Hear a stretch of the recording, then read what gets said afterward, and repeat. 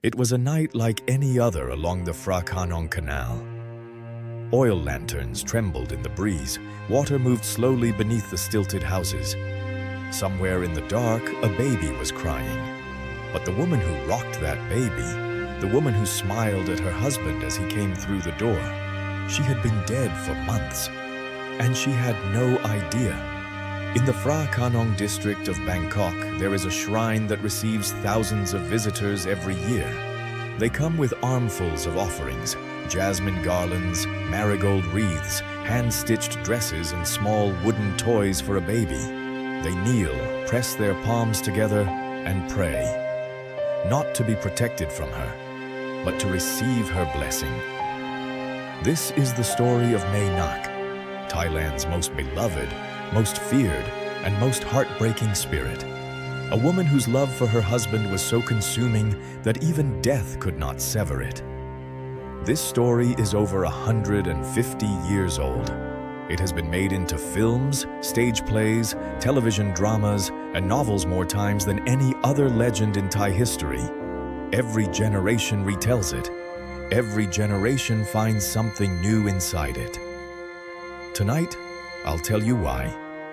Welcome to Whispers of Siam.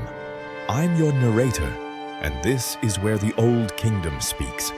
It was the mid-1800s, the reign of King Rama IV.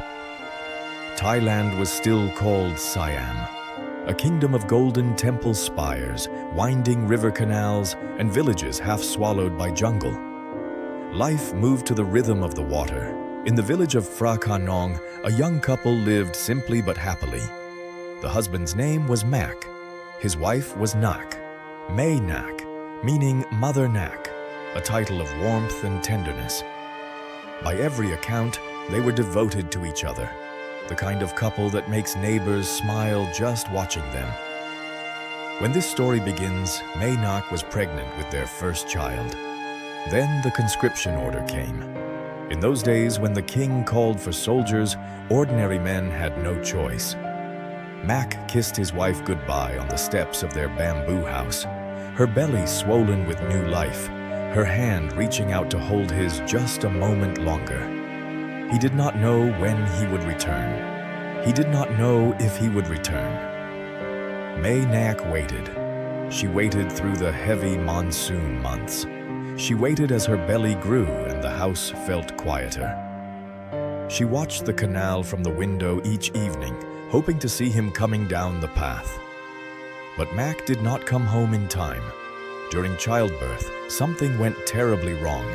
Mae Nak and her baby both died. The village mourned them together. When Mak finally returned from war, he came back a changed man, thinner, tired, carrying wounds that weren't just on his body. He had survived things he never asked to survive. And then he came home, and everything was all right. Mae Nak was standing in the doorway, smiling at him, the baby bundled in white cloth, the lantern burning warm behind her. Mak wept with joy. His wife, his child, alive. He had feared the worst for so long, and here they were, whole together. Life resumed. They cooked together. They ate together. They slept side by side. Everything was as it had been, or almost. The shadows in the house fell strangely sometimes. Mae Nak moved with unusual stillness. Her eyes caught the lamplight in a way that was hard to name. But Mak saw only his wife. The neighbors knew the truth. They had attended the funeral. They had helped bury the bodies. And now, night after night, they watched through the gaps in their bamboo fences as Mak sat and laughed with something that was no longer human. One by one, they tried to warn him. They pulled him aside on the path.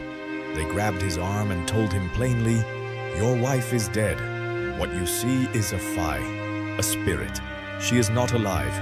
One by one, those neighbors died under mysterious circumstances. Mae Nak was not going to let anyone take her husband from her, not even the truth. The village had fallen silent around Mak. Friends stopped visiting. No one met his eyes in the market. He did not understand why. Then, one evening, Mae Nak was cooking in the kitchen. A lime slipped from her hand and dropped through a gap in the bamboo floor. Without thinking, the way you reach for something without thinking, Mae Nak reached for it. Mak watched her arm stretch. It stretched past the gap, past the floorboards, past any limit a human arm could reach. It extended downward, impossibly, unnaturally, until her fingers closed around the lime from the ground below. He said nothing. He did not move. He sat perfectly still while his mind caught up with what his eyes had just shown him. And in that silence, he finally understood everything. That night, while Mae Nak slept, Mak slipped out of the house and ran. He ran through the jungle, through the dark, through the canal paths, toward the nearest temple, throwing himself on the mercy of the monks, begging for sanctuary. Mae Nak woke to find him gone. What followed terrorized the entire district for weeks. Her spirit moved through the night, searching, calling his name.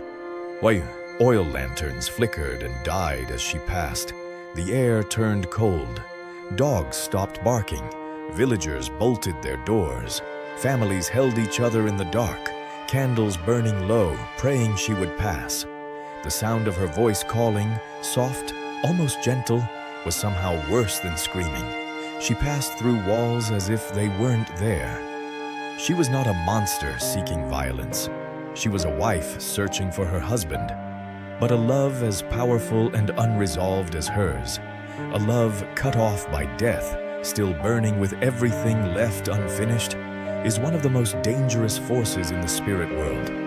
No distance was far enough, no wall thick enough. Mak moved from temple to temple, protected by sacred ground, and Mae Nak always found him. The man who finally confronted Mae Nak was no ordinary monk. His name was Somdej Phra Khanong, known to all as Somdej To.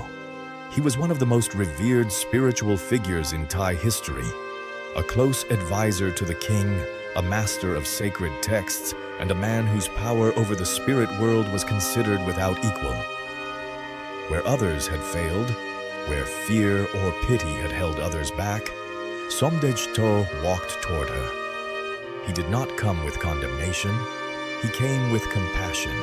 He acknowledged her grief. He acknowledged that her love had been real.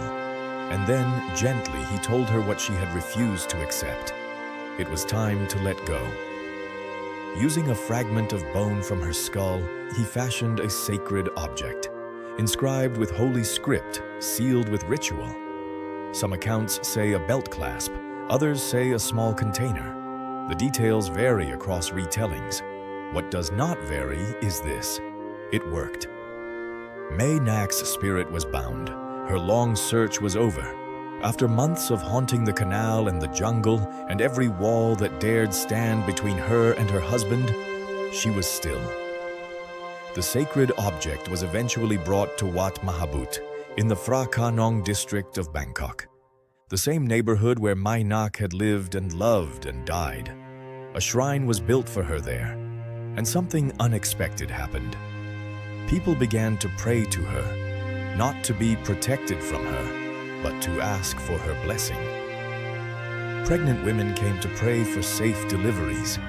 Young soldiers and men about to leave for military service asked for protection, as Mak had once been a soldier, taken before his time. Couples came to ask for a love as enduring and devoted as hers, because in time, Thai people came to understand something at the heart of Mae Nak's story. She had never been a villain. She had been a woman who loved her husband more than she feared death. A woman who refused to accept that love could simply end because a body stopped breathing. In Thai culture, in a tradition built on devotion, sacrifice, and the bonds between the living and the dead, that kind of love is not something to condemn. It is something to honor.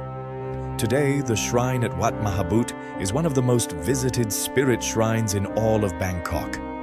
Offerings pile high every day.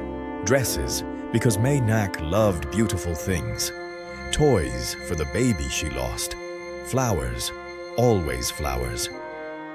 The canal still runs quietly through the city. The old jungle is mostly gone now. The wooden stilt houses have been replaced, but the water moves the same way it always did, dark and slow, carrying its secrets. And somewhere along that bank, if the lantern light falls just right, some say you can still hear her calling.